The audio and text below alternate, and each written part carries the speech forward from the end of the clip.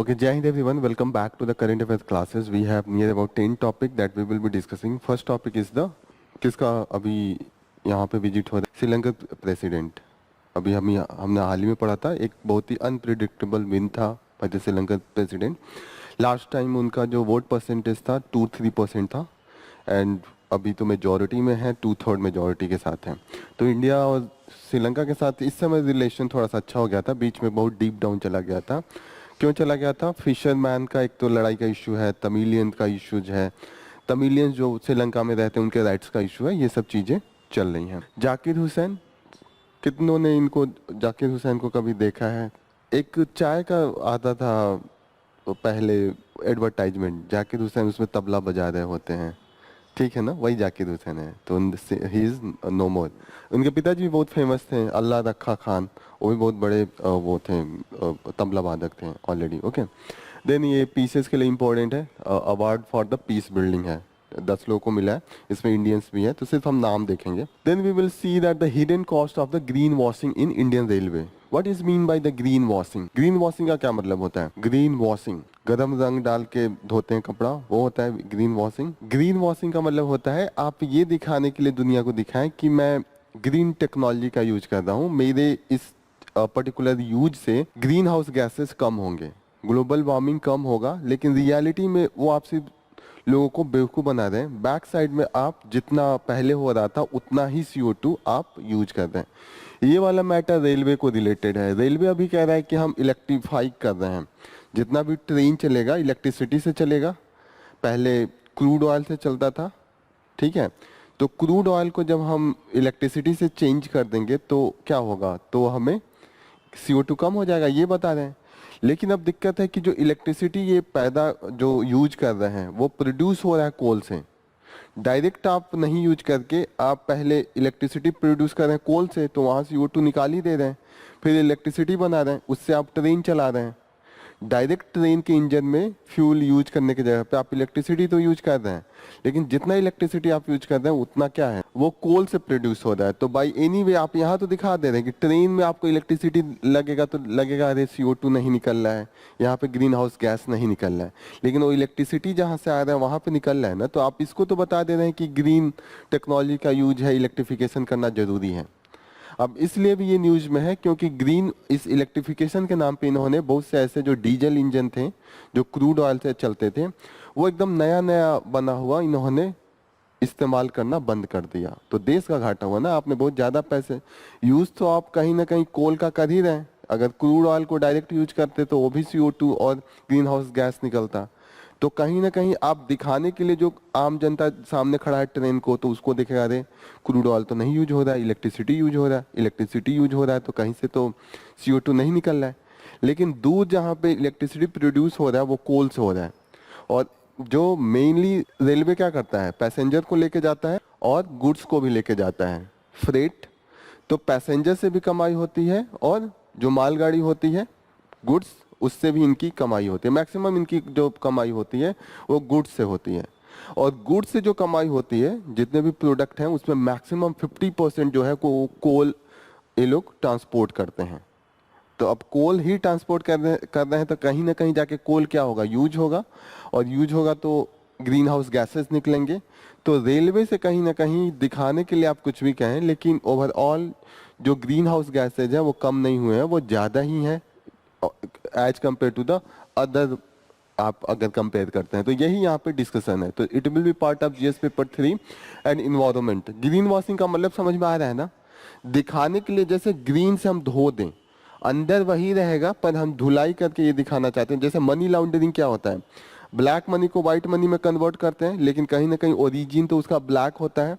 Same यहाँ पे क्या है, ग्रीन वॉशिंग में हम जो टेक्नोलॉजी है ओरिजिनली जो प्रोड्यूस हो रहा है वो CO2 का यूज एमिशन हो रहा है, लेकिन आम जनता के सामने उसको दिखा देंगे नहीं नहीं यहाँ पे सब कुछ ग्रीन है, कोई भी क्लीन हम इन्वायरमेंट को रख रहे हैं, हम पल्यूट नहीं कर रहे हैं।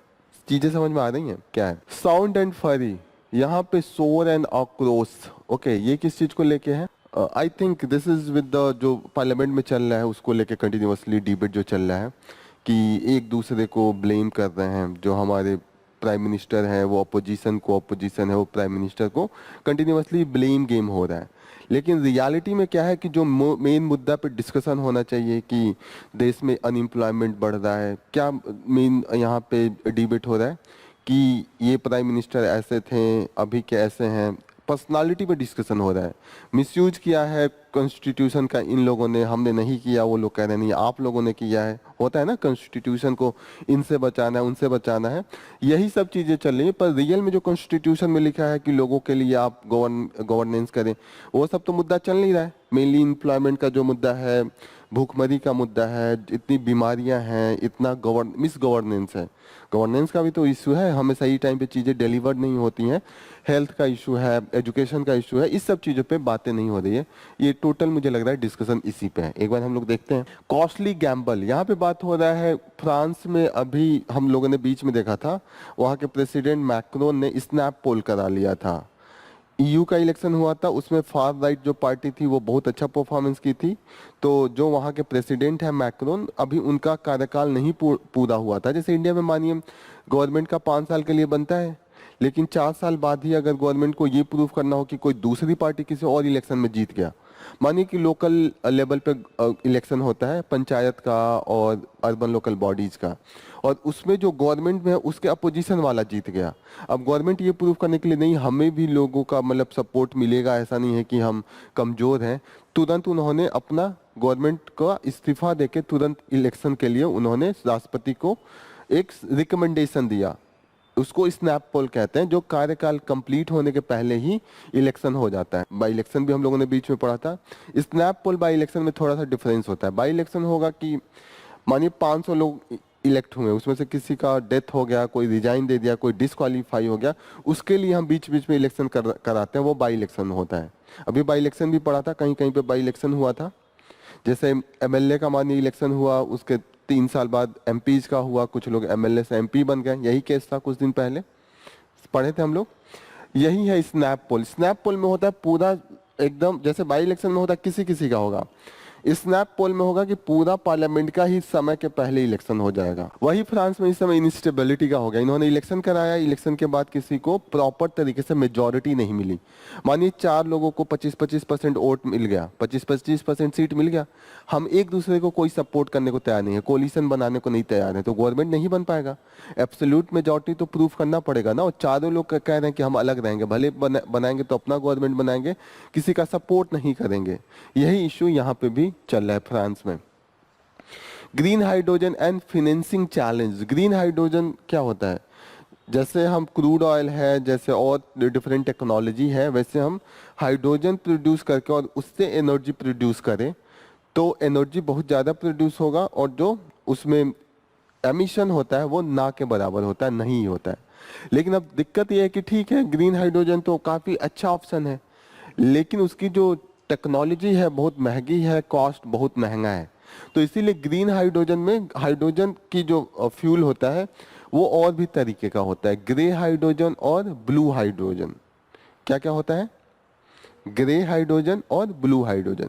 सबसे अच्छा तो होता है ग्रीन हाइड्रोजन। इसमें क्लीन गैस जो होता है, इन्वायरमेंटल पोल्यूटिंग गैस एमिट ही नहीं होता है। ग्रीन हाइड्रोजन में थोड़ा भी एमिट नहीं होगा।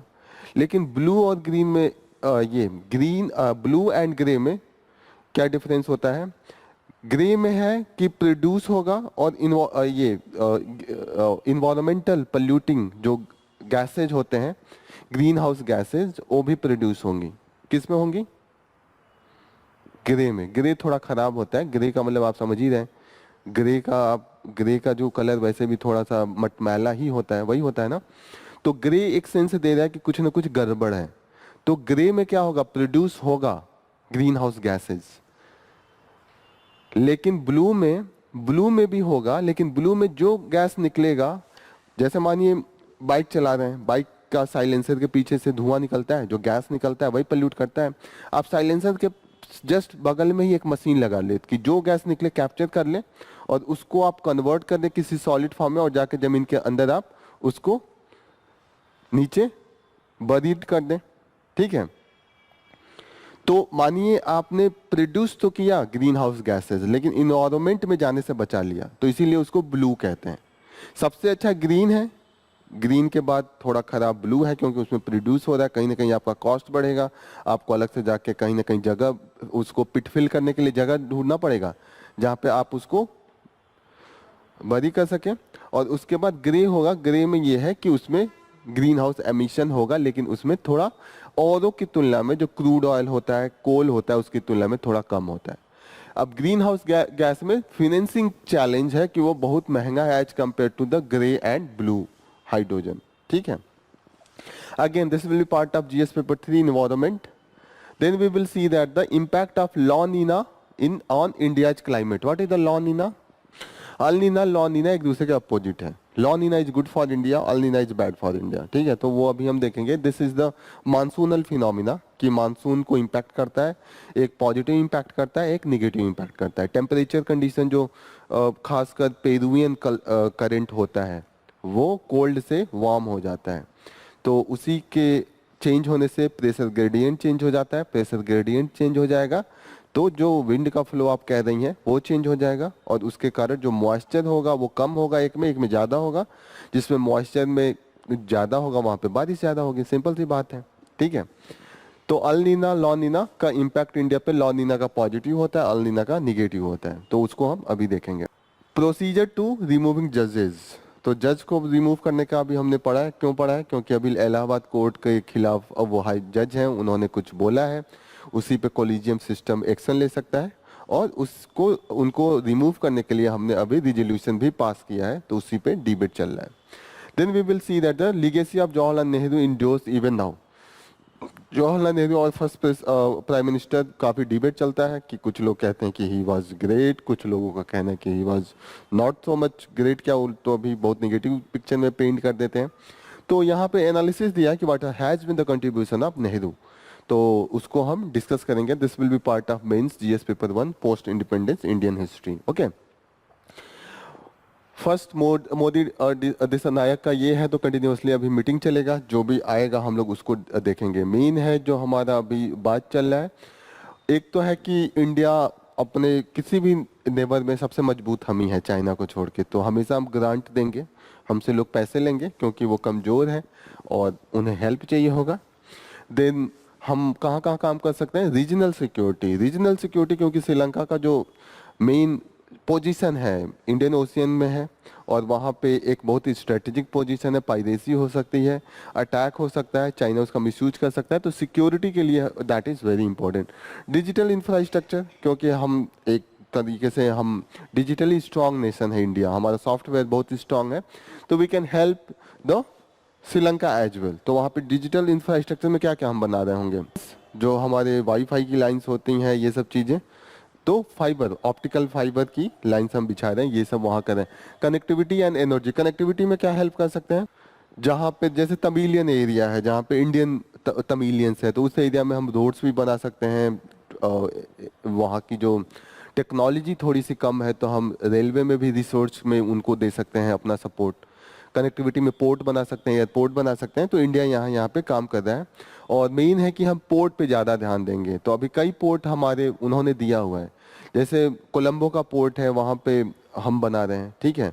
हम्बन टोटा एक पोर्ट था, उसको इंडिया को ऑफर दिया था, लेकिन उसको इंडिया ने एक्सेप्ट नहीं किया था, तो चाइना को दे दिया था। तो हम्बन टोटा जो है वो इस समय चाइना के हाथ में है, उसमें बहुत पॉलिटिक्स होता है, काफ़ी वो डिबेट पे रहता है। तो कहाँ कौन कौन का पोर्ट है? एक तो कोलंबो हो गया, एक तो हम्बन टोटा, ये दो बहुत फेमस हैं, ओके। यहाँ पे है कि लेटर ऑफ द क्रेडिट और द लोन, यहाँ पे होता है कि लोन हम देते हैं। इस तरीके का लोन ऐसा होता है कि मानिए मैंने आपके अकाउंट में पैसे कुछ डाल दिए, आप एक बार में नहीं खर्चा करेंगे, आप उसको जब जरूरत होगा तो निकाल निकाल के खर्चा करते रहेंगे, और जितना आप पैसा निकालेंगे उस समय से उस पर कुछ इंटरेस्ट रेट लगेगा। उसे ही लाइन ऑफ क्रेडिट भी कहते हैं। लाइन ऑफ क्रेडिट का मतलब कि एक बार लोन नहीं दिया, लोन के नाम पे आपके अकाउंट में कुछ पैसे हो गए, और आपको जब जब उसकी नीड होगी आप उसको निकालेंगे, यूज करेंगे, और जितना अमाउंट आप निकाले रहेंगे उस पर हम इंटरेस्ट रेट लेंगे, ओके। इंडिया ने दिया हुआ है। India Sri Lanka multi product pipeline भी हम कर रहे हैं। मल्टी प्रोडक्ट पाइपलाइन किस किस काम आ सकता है? गैस आपके घर में अब कुछ दिन में पाइपलाइन से ही आएगा, आप कई जगहों पे देखिएगा पेट्रोल पंप पे वो पाइपलाइन के थ्रू सप्लाई होने लगी है। तो पाइपलाइन का अब यूज हो गया कि आपका जो रोड ट्रांसपोर्टेशन है उसका कॉस्ट बच जाएगा। एक बार आप बना लीजिए, एक बार पाइप लगाने में जो पैसा लगेगा उसके बाद क्या होगा, कहीं से भी बैठ के कंट्रोल कर सकते हैं। ऐसे होता है कि जैसे गैस का सिलेंडर है तो कहीं प्रोड्यूस हो रहा है, वहां से फिर ट्रक में हमने लादा, फिर लेके आए टैंकर से किसी पर्टिकुलर फैक्ट्री पे या जहाँ पे इसका पर्टिकुलर सिलेंडर्स में हम उसको फिल करते हैं और उसके बाद सिलेंडर्स को ला ला के प्रोवाइड करते हैं, फिर सिलेंडर्स आपके घर जाता है। तो बीच में काफ़ी ट्रांसपोर्टेशन हो गया ना, कई जगह उतारना, फिर फिलअप करना, फिर उसको लोड करना अनलोड करना हो रहा है। लेकिन अगर पाइपलाइन से हम ले लें तो क्या करेंगे, जहाँ प्रोड्यूस हो रहा है ओरिजिन कहीं पे भी वहाँ निकाला, प्योरीफाई किया, जो भी करना है, उसके बाद आप डायरेक्टली आपके किचन में by the pipeline.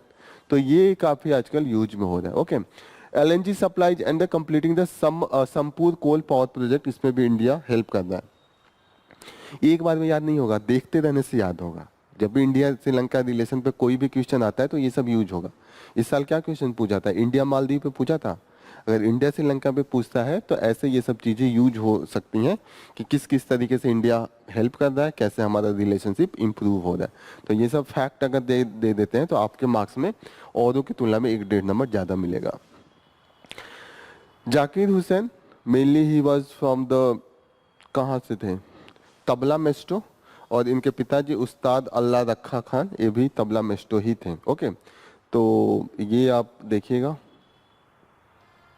4 time Grammy award के विनर हैं, पद्म विभूषण भी मिला है। ये सब चीजें पीसीएस में पूछी जा सकती हैं, जो जो इनको अवार्ड मिला है।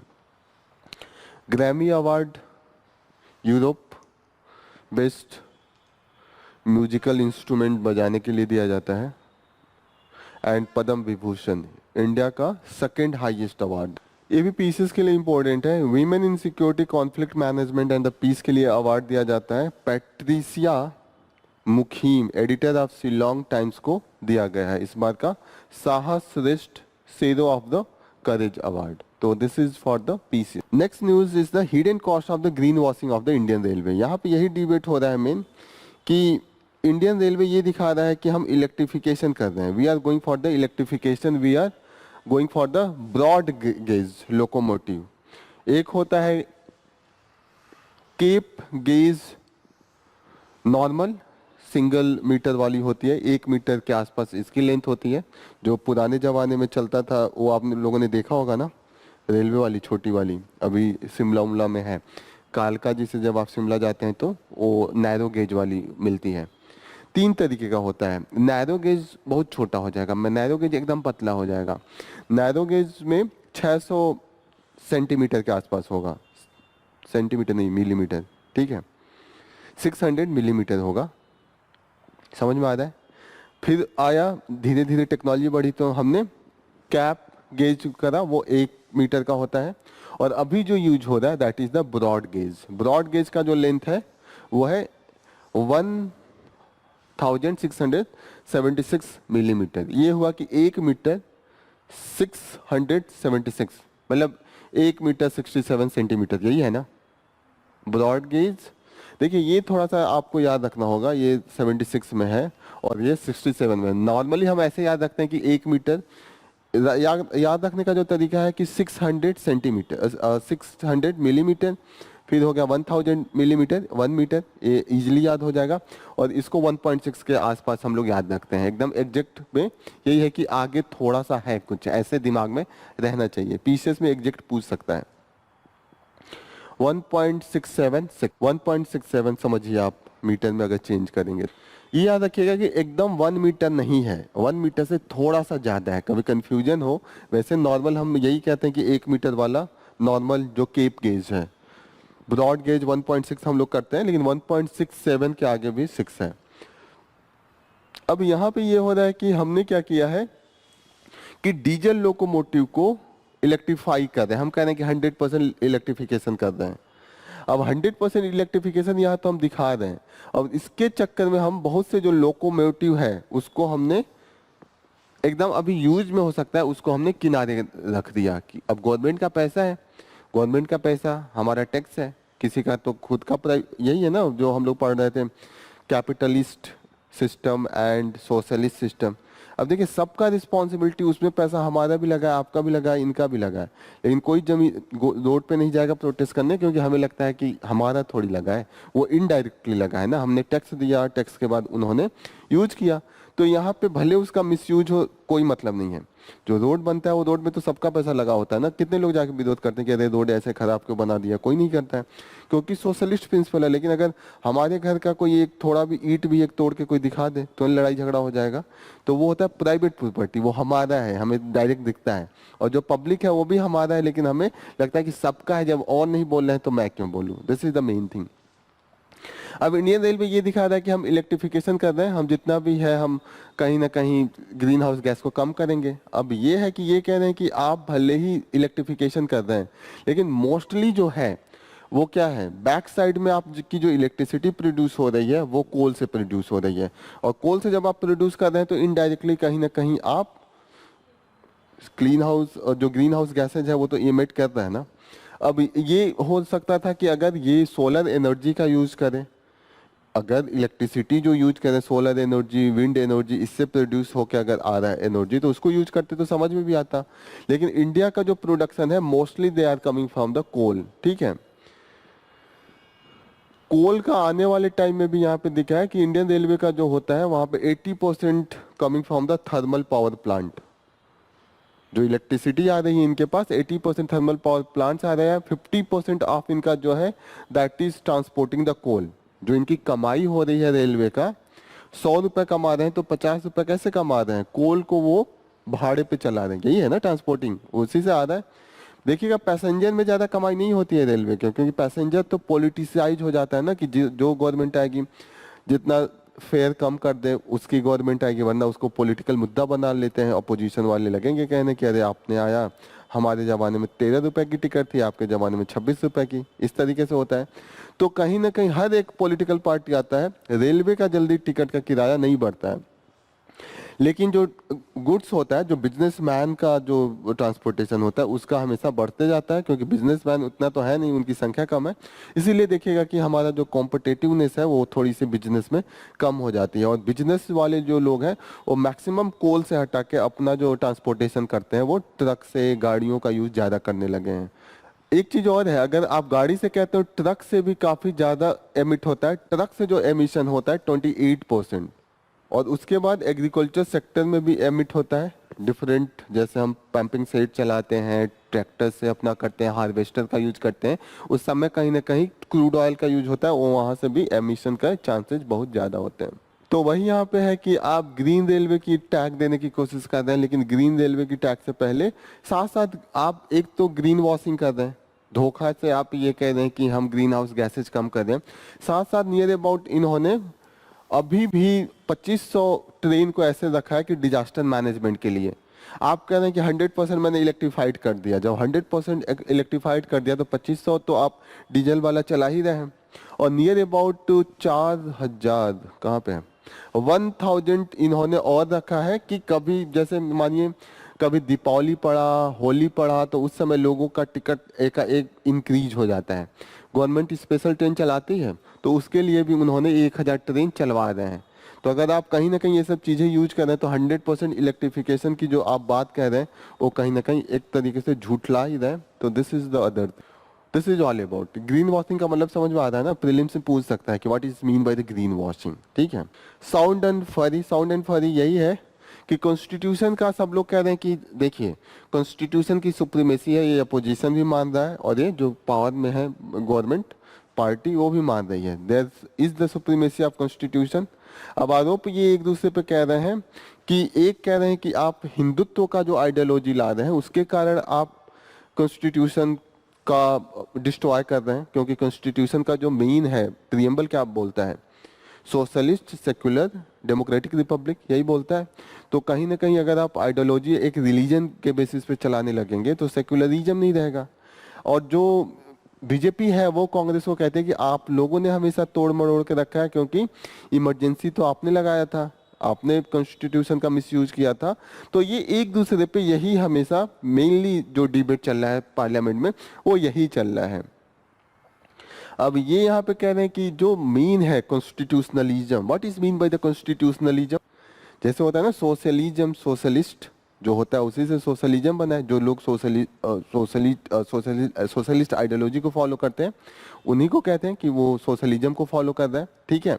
तो कॉन्स्टिट्यूशनलिज्म ये होता है कि आपको एक कॉन्स्टिट्यूशन लिख के दे दिया गया, जब आप जमीन पे इंप्लीमेंट करने लगते हैं तब उसको कॉन्स्टिट्यूशनलिज्म कहते हैं। तो वो कितना, कौन गवर्नमेंट कितने तरीके से कॉन्स्टिट्यूशनलिज्म को फॉलो कर रहा है वो मेन मैटर करता है, वो कोई उस पर ध्यान नहीं दे रहा है। क्लियर हो रही है ये चीजें। कॉन्स्टिट्यूशन होने के बाद भी कॉन्स्टिट्यूशनलिज्म गायब हो सकता है।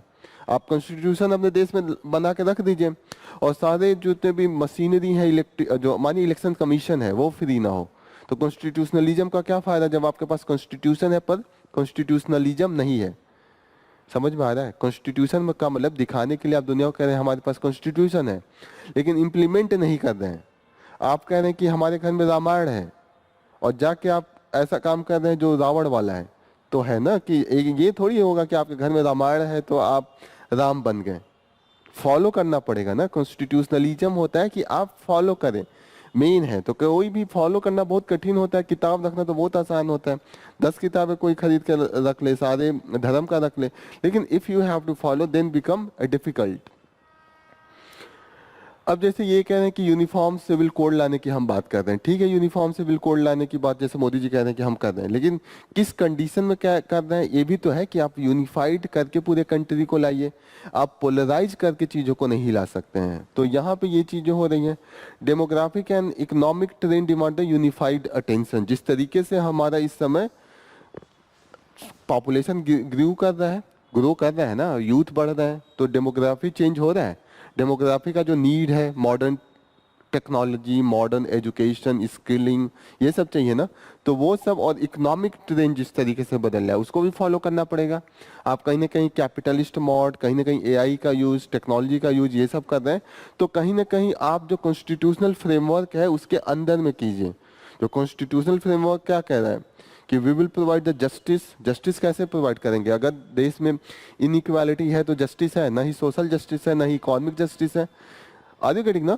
तो यहाँ पे इस ओवरऑल डिबेट यही हो रहा है कि जो ना ही अपोजिशन सही क्वेश्चन पूछ रही है और ना ही उस पर इम्प्लीमेंट करने की कोशिश कर रही है, और ना ही those who are in the power, दोनों के साथ दिक्कत है कि वो कॉन्स्टिट्यूशन की बात कर रहे हैं लेकिन कॉन्स्टिट्यूशनलिज्म फॉलो नहीं हो पा रहा है।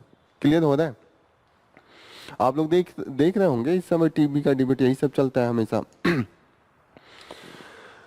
कॉस्टली गैम्बल्स, समझ में आया वो वाला आर्टिकल? वो सिंपल था, हम लोगों ने प्रियम्बल पढ़ा है ना, प्रियम्बल को जो इम्प्लीमेंट करना है वही कॉन्स्टिट्यूशनलिज्म है। प्रियम्बल पूरे कॉन्स्टिट्यूशन के समरी का फिलॉसफी है कि जो पूरे कॉन्स्टिट्यूशन में लिखा है वही हमने वहाँ पे ला दिया है। क्या बात कर रहे हैं? डिग्निटी की बात कर रहे हैं, हार्मनी की बात कर रहे हैं। हार्मनी कहीं दिख रहा है? हार्मनी नहीं दिख रहा है ना, क्योंकि आप इनके रिलीजियस प्लेस को कह रहे हैं हमारा है, हम तोड़ के आपका बनाएंगे, तो हार्मनी बन रहा है। यूनिटी इंटीग्रिटी के चांसेज हैं, कहीं ना कहीं इंटीग्रिटी को भी क्वेश्चन है, यूनिटी तो बहुत दूर दूर तक की बात है। तो यही इस आर्टिकल में डिस्कस हुआ था कि कॉन्स्टिट्यूशनलिज्म जो है वो फॉलो नहीं हो पा रहा है, उसके लिए दोनों opposition and the political party in the power जो है उनको भी ध्यान से कॉन्स्टिट्यूशन को इम्प्लीमेंट करने की कोशिश करनी चाहिए। Next is with the France. France में है कि प्रेसिडेंट वहाँ के इमैनुअल मैक्रोन हैं, तो उन्होंने स्नैप इलेक्शन करवा दिया था जून में। हम लोगों ने देखा था इसका इलेक्शन लेटर हो रहा था, हम लोग पढ़ रहे थे जुलाई अगस्त में। तो वहाँ पे क्या हुआ, इन्होंने ये सोच के स्नैप इलेक्शन कराया था कि लोगों का जो सेंटीमेंट है, जैसे एक फ्रांस है, फ्रांस यूरोप का एक कंट्री है ना, यूरोप एक कॉन्टिनेंट, उसमें नियर अबाउट कितने देश हैं? 35 के आसपास हैं। उन्होंने सारे देशों को मिला के एक यूरोपियन यूनियन बना लिया, उसमें नियर अबाउट 27 कंट्रीज हैं, कुछ 5-6 अलग हैं, लेकिन यूरोप का 90% कंट्री मिला के यूरोपियन यूनियन बना लिए हैं। अब यूरोपियन यूनियन भी एक पार्लियामेंट के जैसे, एक देश के जैसे काम करता है, उसका इलेक्शन अलग होता है। देश का इलेक्शन अलग, यूरोपियन यूनियन का अलग होता है। जैसे इंडिया देश है तो इंडिया का भी इलेक्शन होता है, एमपी लोगों का, और स्टेट का भी होता है ना, यूपी बिहार का। अब मानिए इंडिया का इलेक्शन हुआ और किसी स्टेट में, मानिए केरला में जो कम्युनिस्ट पार्टी है वो बहुत स्ट्रांग है, और वहाँ उन्होंने, उनकी जो पार्टी है वो जो देश का इलेक्शन हुआ उसमें खराब परफॉर्मेंस की है। तो लोगों का अभी सेंटिमेंट बदल रहा है कि एक उनको मानना है जो पावर में है, मानिए कम्युनिस्ट पार्टी इस समय पावर में, उनको लगता है कि हम अच्छे हैं, और कोई ऐसी पार्टी आ रही है जो हिटलर का सपोर्टर है, जो बहुत ही एक्सट्रीम राइट है, जो ट्रेडिशन को बहुत ही कट्टरवाद तरीके से इम्पोज करना चाहती है। आर यू गेटिंग ना? अब कम्युनिस्ट पार्टी ऑफ केरला, जो communist party of India Kerala में रूल कर रही है, वो कहा कि केरला में हम इलेक्शन करा के ये दिखा देते हैं कि कम्युनिस्ट पार्टी का अभी भी सपोर्ट बेस है, और थोड़ा इलेक्शन में बोलेंगे, देखिए अगर देश में अगर आ गया तो फिर केरला में पूरा आ जाएगा, ये सही नहीं है, केरला का जो फ्यूचर है वो थोड़ा डार्कर इस स्टेज में जा सकता है, क्योंकि जो पार्टी है वो एक्सट्रीमिस्ट है, वो वायलेंस की बात करेगी, वो लड़ाएगी आपस में। आर यू गेटिंग ना? तो जो अभी यूरोपियन यूनियन का इलेक्शन हुआ था, उसमें फार एक्सट्रीम फार राइट पार्टी जीती है। फार राइट फार लेफ्ट एक दिन डिस्कस किया था, समझ में आ रहा है ना? Far right, right wing, left wing, right wing extreme tradition, left wing जो थोड़े रिवोल्यूशनरी चीज़ों की बात करें, ठीक है। तो जो अभी जीती है फ्रांस, यूरोपियन यूनियन का इलेक्शन हुआ है, लेकिन वो पार्टी जो थी वो फ्रांस की थी, और फार राइट पार्टी थी, उन्होंने बढ़िया उन्होंने परफॉर्म किया। जो मैनुअल ये प्रेसिडेंट इमैनुअल मैक्रोन है, इनकी जो पार्टी है वो सेंटरिस्ट है, ना ही लेफ्ट ना ही राइट, बीच में, कि थोड़ा थोड़ा उन्होंने ट्रेडिशन की बात कर दिया, थोड़ा थोड़ा रिवोल्यूशन की भी बात कर लिया। इंडिया में जैसे क्या है, एक तो कम्युनिस्ट पार्टी होती है, एक बीजेपी है राइट विंग पार्टी, और बीच में अपने आप को कांग्रेस अपने आप को सेंटरिस्ट पार्टी कहते हैं, कि हम इधर भी फॉलो करते हैं, इधर भी फॉलो करते हैं। जब जरूरत पड़ेगा तो हम चले जाएंगे, शिव जी का पूजा भी कराएंगे, जब जरूरत पड़ेगा तो हम इक्वालिटी, गरीबी की भी बात कर लेंगे। आर यू गेटिंग ना? तो यहाँ पे जो इमैनुअल मैक्रोन की पार्टी थी वो सेंटरिस्ट पार्टी थी। यूरोपियन यूनियन का जो इलेक्शन हुआ था, इसमें इन्होंने परफॉर्म अच्छा नहीं किया था, तो इनको ये लगा कि फ्रांस की जो गवर्नमेंट, जो लोग हैं, वो सेंटिमेंट में आके फिर से इनको जिता देंगे, कि कहीं जो होते हैं ना लेफ्ट वाले, मानिए कुछ लेफ्ट वाले वोट देने नहीं गए हो, या कभी कभी थोड़े से मोटिवेट हो गए हो कि चलो इस बार इसको दे देते हैं, उनके अंदर एक आ जाए कि कहीं ये वाले ना आ जाए, डर बैठा देना होता है ना। तो उन्होंने इलेक्शन बीच में करा दिया कि जो सेंटिमेंट अब धीरे धीरे न हो, एक हम कहें कि अगर सारे सेंटर वाले या लेफ्ट वाले नहीं इकट्ठा हुए तो राइट विंग वाले आ जाएंगे। क्लियर हो रहा है? इन्होंने इलेक्शन ये करके कराया बीच में कि इस तरीके का मैं सेंटिमेंट बना लूंगा, लेकिन लोगों ने ना ही इनके पार्टी को प्रॉपर वोट दिया, ठीक है, एक दूसरे किसी भी पार्टी को पहली बार तो फुल मेजॉरिटी नहीं बनी है। तो जो पहली गवर्नमेंट बनी है 3 ही महीने में गिर गई, ठीक है। एक दो लोग कोलिशन करके बनाए, अब आपस में लड़ लिए, मानिए मायावती, अखिलेश यादव, ये 2-3 लोग मिलके बनाए और आपस में बीच में लड़ लिए। जैसे मानिए बिहार में नीतीश कुमार और ये कौन है, तेजस्वी यादव, ये लोग मिलके बनाए, फिर बीच में ही लड़ लिए, फिर आपस में गवर्नमेंट गिर गई, फिर बीजेपी के साथ कोलिशन हुआ। तो ऐसे ही इनका 3 ही महीने में गवर्नमेंट गिर गई है। वहां पे इनस्टेबिलिटी का है। अभी इन्होंने कैसे कैसे गठजोड़ करके कोलिशन में एक गवर्नमेंट तो बना दिया है, लेकिन आपस में उन लोगों का मेल मिलाप नहीं है कि इनका वोट उनका वोट शेयर है, तो अगर ये इसका सपोर्ट करेंगे तो ये वाला वोट इनमें शेयर हो जाएगा। आर यू गेटिंग ना कि क्या इसमें अब बातें हो रही हैं? तो यहाँ पे यही चीजें हो रही हैं। जैसे फॉर एग्जाम्पल, जैसे आप देख लीजिए महाराष्ट्र में बीजेपी का जो वोट बैंक है, हिंदूज, शिवसेना का भी वही था, आपस में बीच में लड़ लिए, फिर शिवसेना भी 2 पार्ट में बट गई। तो उनको डर रहता है ना, कोलिशन तो बनाएंगे लेकिन कहीं ये मेरा वोट वाला इधर न लेके जाए। क्लियर हो रहा है ये चीजें? बस इतना जाने कि फ्रांस का स्थिति क्या है, बहुत डीप में नहीं जाना, इतना पूछेगा नहीं। पूछेगा तो अगर थोड़ा बहुत आता है, ये सब चीजें पता है तो you can do. Green hydrogen and the financing challenges, तो यहाँ पे है ग्रीन हाइड्रोजन, तो बहुत अच्छी चीज़ें हैं। ये इसलिए न्यूज़ में है क्योंकि इंडिया ने अभी ये हमने प्लान बनाया है, एक मिशन लेके आ रहे हैं कि पर ईयर हम लोग 5 million metric ton of the green hydrogen हम प्रोड्यूस करेंगे, ताकि हम ग्रीन हाइड्रोजन का भी यूज ज़्यादा से ज़्यादा करें और हम जो ग्रीन हाउस एमिशन है उसको रिड्यूस कर सकें, क्योंकि ये भी एक तरीके से क्या है, क्लीन टेक्नोलॉजी है। अब यहाँ पे है कि ग्रीन हाइड्रोजन का कॉस्ट जो इंडिया में अभी पड़ रहा है $5 से $7 के बीच में 1 kg बनाने में आ रहा है। ये डॉलर है, पैसा नहीं है। 100 से गुणा करूंगा तो 530 पर kg आ जाएगा, ठीक है। तो यहाँ पे देखिएगा, और जो ग्रे एंड ब्लू का है उसका रेट जो है $3 के पहले आ रहा है, तो दुगुना का डिफरेंस आ रहा है, दुगुना से 2.5 गुना का डिफरेंस आ रहा है। तो कोई ये वाला क्यों एक्सेप्ट करेगा? कोई भी बिजनेसमैन क्या चाहता है कि इनपुट कम लगे, बिजनेस का मेन मोटिव क्या होता है? पैसे कमाना, बेनिफिट कमाना। बेनिफिट कैसे कमाया जा सकता है कि जो लागत है वो कम कीजिए बिना क्वालिटी कॉम्प्रोमाइज किए, और आप बेचिए ज़्यादा से ज़्यादा कॉस्ट में। तो जो यहाँ पे कॉस्ट है वो ग्रीन हाइड्रोजन का 2.5 गुना है। तो लोग किसको फॉलो करेंगे? Grey and blue. और अगर इससे भी कम कोल का है तो लोग कोल फॉलो करेंगे। तो यही है, मुश्किल से लोग ग्रे हाइड्रोजन पे आ रहे हैं, ग्रीन पे जाना बड़ा मुश्किल है। यही मेन है, यही ये डिस्कस कर रहे हैं कि आगे जो हमारा है प्लान कैसे हम इसको इम्प्रूव कर सकते हैं। तो यही कह रहे हैं कि एक तो है कि hydrogen purchase agreement and a partial loan guarantee. जैसे आपका अगर कॉस्ट ज़्यादा पड़ रहा है और गवर्नमेंट कैसे परस्यू करेगा किसी को? एक तो है कि मानिए ये गवर्नमेंट इंश्योर करे कि जो लोग ग्रीन हाइड्रोजन अगर यूज करेंगे उनको हम लोन इजीली दिलवा देंगे। तो एक होता है ना, बिजनेस मैन को हमेशा लोन की जरूरत पड़ती है at the initial stage of the, जब कंपनी स्टार्ट होती है। तो एक होता है ना, ठीक है इस वाले ग्रीन एनर्जी वाले में भले मुझे कुछ घाटा लग जाएगा, 10,000 20,000 मेरा प्रोडक्शन कॉस्ट बढ़ जाएगा, लेकिन लोन तो मिल जाएगा, कंपनी तो चला लूंगा। आर यू गेटिंग ना? तो कहीं ना कहीं यहाँ पे परचेज पार्शियल लोन एग्रीमेंट हो जाए, फिर यहाँ पे हाइड्रोजन परचेज एग्रीमेंट हो जाए कि मैं अगर हाइड्रोजन बनाओ भले महंगा बनाओ, तो गवर्नमेंट अपने कंपनी में कंपलसरी कर ले कि ग्रीन हाइड्रोजन ही आप प्रोड्यूस कीजिएगा, आपको यूज करने में होगा ना।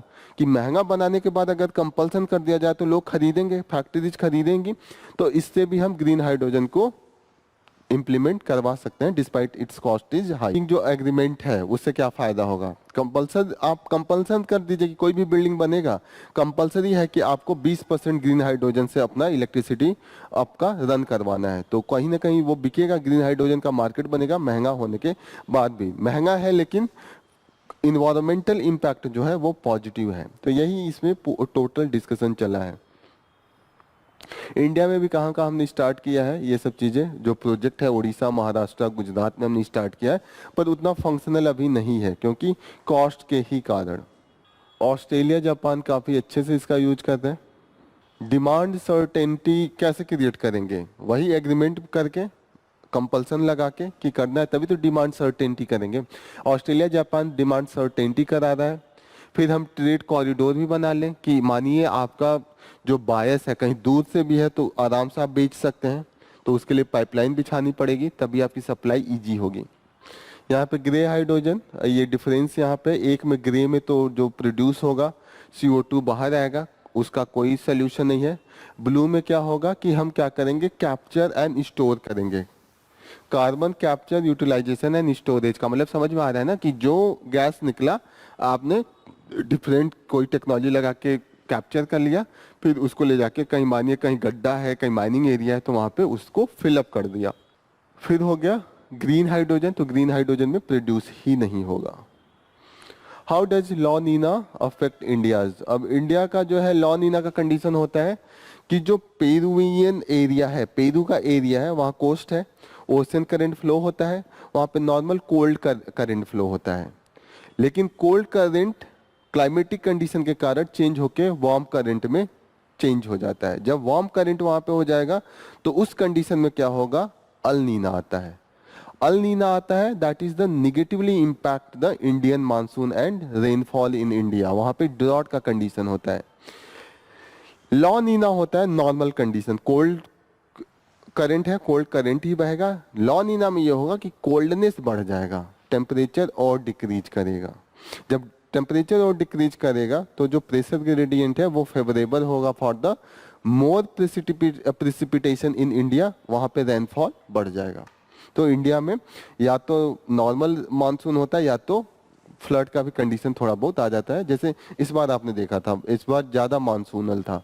तो इंडिया में हमने देखा है कि कंटिन्यूसली जो इस साल हमने 2020 का जो स्टार्ट हुआ है, कंटिन्यूसली हमने देखा है कि स्टार्ट लॉ नीना से ही हुआ है। कहीं है 2020, 2021, 2022 तीनों साल लॉ नीना का कंडीशन था। यहाँ पे है नॉर्मल एंड एवं मानसून हमने 2020, 21, 22 में लगातार देखा है। फिर हमने एक साल देखा कि लॉ नीना अल नीना का कंडीशन था। अल नीना के कंडीशन में हीट वेव इंक्रीज हो जाएगा, ड्रॉट कंडीशन बढ़ जाएगा। ठीक है, यहाँ पे देखिएगा कि अल नीना का कंडीशन भी होता है कि कहाँ कहाँ ज़्यादा बारिश होगा। अल नीना में इंडिया में अच्छा बारिश होगा, लेकिन ये जो कंडीशन होगा साउथ अमेरिका में उल्टा कंडीशन होता है। साउथ अमेरिका में उल्टा हो जाएगा, जब इंडिया में डॉट पड़ेगा तो वहाँ पे खूब बारिश आएगी, और जब वहाँ यहाँ पे खूब बारिश आएगी तो वहाँ पे डॉट कंडीशन होगा।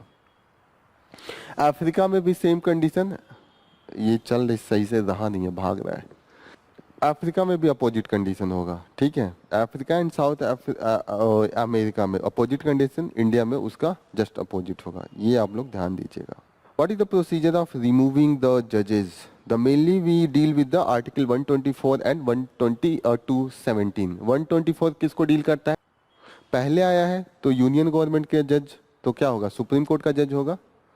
270 बाद में आया है तो स्टेट का होगा। एक दिन हमने पढ़ा ना कि हमारा कॉन्स्टिट्यूशन बहुत साइंटिफिक तरीके से लिखा गया, पहले यूनियन के बारे में बात किया है, बाद में स्टेट के बारे में बात किया है। तो पहले जो है 124 this talks about the supreme court का जज, और दूसरा जो है 217 वो हाई कोर्ट का जज। दोनों का कंडीशन सेम ही होता है।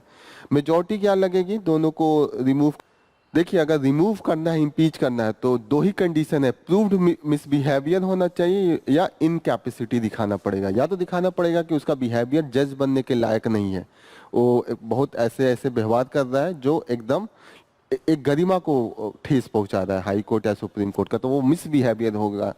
इनकैपेसिटी में क्या होगा, नॉर्मल कॉमन सेंस लगा के बताइए, इनकैपेसिटी का मतलब क्या होता है। तो कैसे पास किया होगा ना, तो जज बना होगा, कैपेसिटी नहीं होगी तभी तो जज बना होगा। अगर दिमागी रूप से हालत सही नहीं हो जाए तो इनकैपेसिटी आएगा। जो पार्शियलिटी है वो तो मिसबिहेवियर में आ जाएगा ना कहीं आपका बिहेवियर सही नहीं है। लेकिन इनकैपेसिटी का मतलब अब कैपेबल नहीं है, तो पास तो था लेकिन कुछ मेंटल डिफॉर्मिटी आ जाए, मेंटल कंडीशन आ जाए, तो वो भी तो इनकैपेसिटी में हो जाएगा ना, तो वो होगा। यहाँ पे हमारे पास जजेस इंक्वायरी एक्ट है। पहले इंक्वायरी प्रॉपर तरीके से होगा, वो रिकमेंड करेगा, उसके बाद रिजोल्यूशन पास होगा, और रिजोल्यूशन जो पास होना चाहिए वो 2/3 से पास होना चाहिए, स्पेशल मेजॉरिटी चाहिए होता है, ठीक है। तो यहाँ पे देखिएगा कि स्पेशल मेजॉरिटी चाहिए होगा, और अगर सिर्फ अगर इम्पीचमेंट का नोटिस भी करवाना है, प्रोसेस स्टार्ट भी करवाना है, तो आपको एक रिजोल्यूशन पास करवाना होगा, और वो रिजोल्यूशन बाई द इफ ये राज्यसभा में आप जा रहे हैं तो 50 मेंबर का साइन होना चाहिए, लोकसभा में 100 दुगुना, तो यहाँ पे लिखा हुआ है 100 एंड वो, तो रिजोल्यूशन पहले पास होगा, फिर इंक्वायरी बैठेगी, इंक्वायरी कहेगा कि हाँ सच में इनकैपेबल है या मिसबिहेवियर है, तो उसके बाद पास करना पड़ेगा 3, यहाँ पे कमिटी बैठेगी, कमिटी के बाद कमिटी इंक्वायरी करेगी, जो कमिटी बैठेगी दैट शुड बी द, जो जजेज होना चाहिए वो सुप्रीम कोर्ट हाई कोर्ट के जज होने चाहिए। 3 मेंबर कमिटी होगा कि जो आरोप लगाया गया है वो सही है कि नहीं। पार्लियामेंट को कैसे पता चलेगा, कोई कमिटी बताएगी ना, हाँ इन्होंने ये चीजें बोला है या ये चीजें कहा है, ये तो अपने जो कोड ऑफ कंडक्ट है जजेज का उसका एकदम फॉलो नहीं करता है, तो वो डिस्कस होता है दोनों के लिए। सुप्रीम कोर्ट के भी जज हो सकते हैं, क्वालिफिकेशन होता है ना कि दोनों, यही दो जगह से आप जज को सेलेक्ट करेंगे। जो 3 मेंबर कमिटी बनाएंगे वो जज ही होना चाहिए, या तो सुप्रीम कोर्ट या हाई कोर्ट। फिर उसके बाद जब दोनों सदन पास कर देगा 2/3 से, फिर प्रेसिडेंट उस पर साइन करेगा, उसके बाद नोटिफिकेशन है, उसके बाद जज इम्पीच हो गए। This is the whole process. Vijay Diwas हम लोग मना रहे हैं। विजय दिवस किस लिए मनाते हैं, 1971 में जो हम लोग जीते थे वही है। इस समय chief of defence staff Anil Chauhan, और जो आर्मी के हैं चीफ ऑफ आर्मी वो मनोज पांडे हैं, ठीक है। ये सब देखते थे, पीछे में पूछ देगा नाम। Why the legacy of Nehru endure even now, ठीक है। यहाँ पे ये है कि अभी भी नेहरू क्यों बहुत क्रूशियल पॉइंट पे बने रहते हैं। भले बीजेपी कुछ भी कहे लेकिन बिना बोले रहती नहीं है नेहरू के। Nehru is the 70 years back, लेकिन अभी भी पॉलिटिक्स का सेंटर होते हैं। नेहरू ने ये किया, नेहरू एडमीना को लेटर लिखते थे, ऐसे ऐसे चीजें होती हैं। तो कहीं ना कहीं ये चीजें क्यों है, क्योंकि नेहरू का कंट्रीब्यूशन जो है, आप कुछ भी कर लीजिए लेकिन वो इग्नोर नहीं कर सकते, that has been very dominant. तो यहाँ पे यही डिस्कशन दिया है कि कहाँ नेहरू का क्या क्या योगदान रहा है। जैसे नेहरू का सबसे बड़ा योगदान तो रहा है कि एक तो फ्रीडम स्ट्रगल में था, एक तरीके से इंटेलेक्चुअली जो हमको लीड किया था वो था, ठीक है। वो सुभाष चंद्र बोस को यंग टर्क कहा जाता था, क्योंकि उस समय they were very much with the ideology of socialism, ठीक है। और दूसरी चीज है, आज़ादी के बाद ये माना जाता है कि जो फॉरेन पॉलिसी नेहरू का था वो बहुत स्ट्रांग था। गांधी जी भी कहते थे कि नेहरू इज माई, ये फॉरेन पॉलिसी का जो गुरु है वो मैं नेहरू को मानता हूँ, क्योंकि he was very well in that. उन्होंने कई बुक भी लिखा है नेहरू ने, ठीक है। नेहरू के ही कारण जो हमने नॉन अलाइनमेंट मूवमेंट स्टार्ट किया था 1955 में, that was under the Bandung. Bandung is, ये जगह है, ये इंडोनेशिया में है। बॉन्डंग कॉन्फ्रेंस हुआ था, वहीं से हमने नॉन अलाइनमेंट मूवमेंट जो था उसका हमने नींव रखा था। What is non alignment movement? USSR, Soviet union under the Russian leadership, ठीक है। तो ये दो ब्लॉक में बटा था दुनिया, दोनों आपस में लड़ रहे थे, या तो आप इसके साथ रहिए या तो इसके साथ रहिए। तो उसी कंडीशन में फिर भी तो एक तरीके से गुलाम ही रहेंगे ना। आप यूएस के साथ है तो यूएस जो कहेगा मानना पड़ेगा, यूएसएसआर वाले में है तो जो रसा बोलेगा वो मानना पड़ेगा। तो इंडिपेंडेंट नेशन का मतलब हमको जिससे मन करे, जैसे मन करे वैसे हम डील करेंगे। आपके कहने पे थोड़ी है कि युद्ध हो रहा है आपके साथ हम खड़े हो जाए, नहीं हो रहा है इनके साथ डील नहीं करना है तो आप कहेंगे कि आपको क्रूड ऑयल नहीं खरीदना है तो हम क्रूड ऑयल खरीदना बंद कर देंगे।